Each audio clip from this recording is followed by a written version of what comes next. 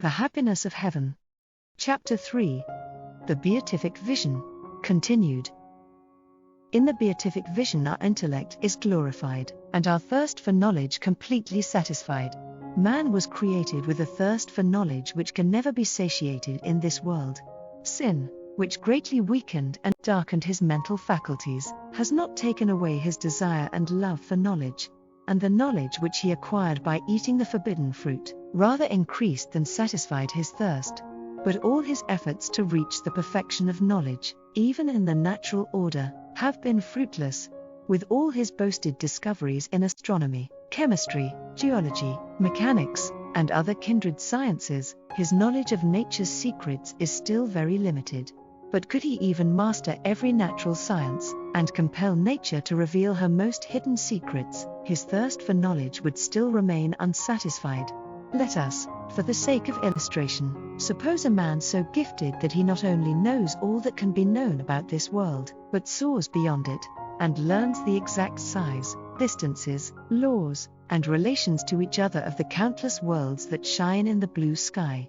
Supposing these distant orbs to be peopled like ours, he knows the character, manners, laws, and languages of their respective inhabitants. He knows, moreover, all their sciences, the characters of their plants, animals, and minerals. In a word, he sees and knows every star as perfectly as he knows his own house and its inmates. What vast knowledge would not that man possess? He would certainly be far more learned than all the philosophers that ever lived taken together. But would his thirst for knowledge be completely quenched? Would he say that his mind is so completely full that he can long for no more, or that it can contain no more? No, he could never say that, for the knowledge of the creature alone can never completely fill or satisfy the mind. We are little, and very limited, it is true, and if we are aiming at Christian perfection, we are accustomed to look upon ourselves as such. And the oftener we compare our borrowed perfections with those of God, the more deeply convinced of our littleness shall we become. But yet, how little soever we may be, we have, in a certain sense, capacity for the infinite, and for it, only the infinite is sufficient. Hence, as all the wealth of this world could never make any man perfectly happy, so neither could the perfect knowledge of every creature perfectly satisfy his cravings after knowledge. The one is as finite as the other, and consequently neither could do that for which the infinite alone is sufficient. Yet this is not all. Not only is the full knowledge of the whole natural order incapable of satisfying man's desire for knowledge, but not even all the knowledge of God, and of the supernatural order, so far as they can be known in this world by faith and theology, ever did or ever could make a man say, "It is enough, I ask for no more." Indeed, the very reverse takes place. For if there be any knowledge that intensifies thirst for more, it is precisely the imperfect knowledge of God we have by faith and the contemplation of Him in His creatures. Theologians have studied and learned much. They have thrown much light on the dark mysteries of revelation. Yet what they know is only as a drop in the boundless ocean of God's unfathomable being. With all the vast knowledge of God which they have acquired, they are still constrained to cry out with St. Paul, "Oh, the depth of the riches of the wisdom and of the knowledge of God, how incomprehensible are His judgments, and how unsearchable His ways." Do what we may, read the Holy Scriptures, study, pray, meditate, we never can see and know God as He is, so long as we remain pilgrims in this world. The saying of St. Paul will ever remain true, "We now see through a glass in a dark manner," that is, imperfectly and unsatisfactorily. In the original Greek, St. Paul uses the word mirror, which is also the word used in the Latin Vulgate, per speculum, that is, by means of a mirror. The meaning, therefore, of St. Paul is not that we see through a glass by transmitted light, as when we look through a telescope, but as when we see an image reflected in a mirror. Let us suppose a man so circumstanced in this world that he has never seen the sun, nor his light, except as reflected in the moon. He has heard of his immense size, and his bewildering distance from us, of his dazzling splendor, and keen, life-imparting power, whereby he gives life, growth, and beauty to every living thing. To this man, the moon is a mirror wherein the sun is imperfectly reflected. And, though he is unable to see the sun himself, he judges from the splendor and beauty of the moon that he must be grand, glorious, and magnificent beyond the power of words to express. This illustrates the meaning of St. Paul when he says that we now see God by means of a mirror. All creatures, the sun, the moon, and the stars, the vast expanse of the ocean, the earth, trees, flowers, animals, and man especially, are a grand mirror in which the perfections of God are reflected in a dark and imperfect manner. We see, in them all, faint reflections of his divine beauty, wisdom, goodness, power, and of his other perfections, but himself as he is, we cannot see. Therefore, all the knowledge of God which we can derive from the contemplation of creatures, adding even all that he has been pleased to reveal of himself, far from satisfying, rather increases the thirst of the soul for more. They who know most of God are the saints, and they are the very ones who can say, with the royal prophet, "As the hart panteth after the fountains of water, so my soul panteth after thee, O God. My soul hath thirsted after the strong living God. When shall I come and appear before the face of God?" This is the continual sigh and cry of the saints, because the knowledge which they have of God in creatures, and even in their visions, does not satisfy their longings. But listen to St. Paul: "We now see through a glass in a dark manner, but then face to face. Now I know in part, but then I shall know even as I am known." Plus see how consoling are these words of inspiration. Yes, in heaven, we shall see God as he is, face to face. We shall see him in all his adorable perfections by a clear and unclouded perception of his divine essence. We shall gaze with unspeakable delight and rapture upon that beauty, ever ancient and ever new. We shall drink in all knowledge at its living source, unmingled with error or doubt. All the darkness and ignorance caused by sin will forever vanish in the light of God's countenance, as the darkness of night disappears before the rising sun.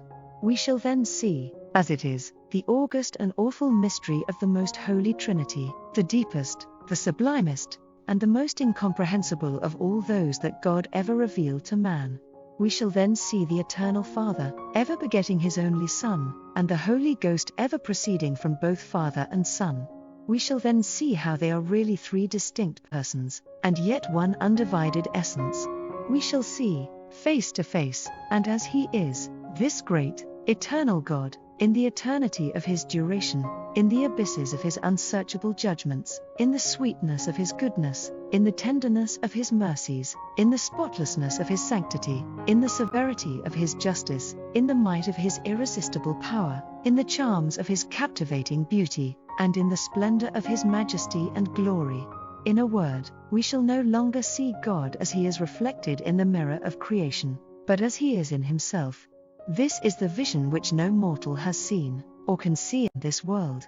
This is the vision which pours torrents of knowledge into our souls, and fills them to overflowing. No more searching of books, no more wasting away of health and strength in the pursuit of knowledge, no more going to learned men, as the beggar goes to the rich for bread. No more perplexing and torturing doubts that perhaps we have not the truth. The light of glory has opened our eyes, and we see all truth as it is, and become like God in knowledge, because we see him as he is. But this is not yet all. The glorification of our intellect will not only enable us to see God as he is, it will also unveil us to ourselves, and make us see ourselves as we are. In our present state of existence, we are a mystery to ourselves. In spite of the numberless learned works written on the mind, and the laws by which it operates, our knowledge of it is still very limited. We see the human soul only as reflected in a mirror, that is, in her outward manifestations. Thus, when we read a magnificent poem, or when we gaze upon a noble ship ploughing the waters of the deep, or riding safely through a fearful storm, or when we look upon grand churches, palaces, and works of art, all these are as mirrors, which reflect the greatness, wisdom, power, and ingenuity of the human soul. Again, when we enter orphan asylums, or other institutions for the unfortunate and destitute of every description, we may view them as mirrors which reflect the moral goodness of the soul. But the soul herself as she is, we cannot see. She is as invisible to us as God himself. In heaven, we shall know and see ourselves as we are. For, as St. Paul tells us, then I shall know even as I am known. We shall then see and know that beautiful, living image of the eternal in her very essence. We shall see her clothed with a surpassing beauty, adorned with the gems of grace and good works, and shining in the presence of God like a very star. This sight of ourselves and of our exceeding beauty will kindle in us none other than sentiments of unbounded gratitude to God, who is the giver of our existence and of all that we possess. Here again, as well as in the knowledge of God, the human intellect will rest satisfied, because its thirst for the complete knowledge of self will be quenched in the beatific vision. Besides seeing ourselves as we are, we shall also see the beautiful angels, our elder brothers in creation. We shall also see, as they are, our fellowmen, who are now as much a mystery to us as we are to ourselves. We shall likewise see all other creatures as they are in their very essence, and not as they now appear to us. We shall see all things in the one God and Father of all, who is above all, and through all, and in us all. Thus shall our souls be filled to overflowing, with all knowledge from its living source, which is God Himself, the eternal truth. Before closing this chapter, I must remark, for fear of being misunderstood, that when we say the blessed will see all things in God, we do not mean that they will really possess all knowledge. We are finite beings, and, consequently, essentially unable to possess any attribute or perfection in an infinite degree. We can no more possess all knowledge than we can be clothed with all power, all holiness, all beauty, or any other perfection in an infinite degree. All these attributes belong to God alone. Even the angels, who are so superior to us, do not know everything. When we say, therefore, that we shall see all things in God, we simply mean that each one's capacity, great or small, shall be completely filled, and that he shall desire nothing more. When we fill many vessels with water, the smallest is as full as the largest. So in heaven, each one shall know according to his individual capacity, which the light of glory will give him. Each one shall be filled to overflowing, and desire no more. But more of this when we come to speak of the degrees of glory.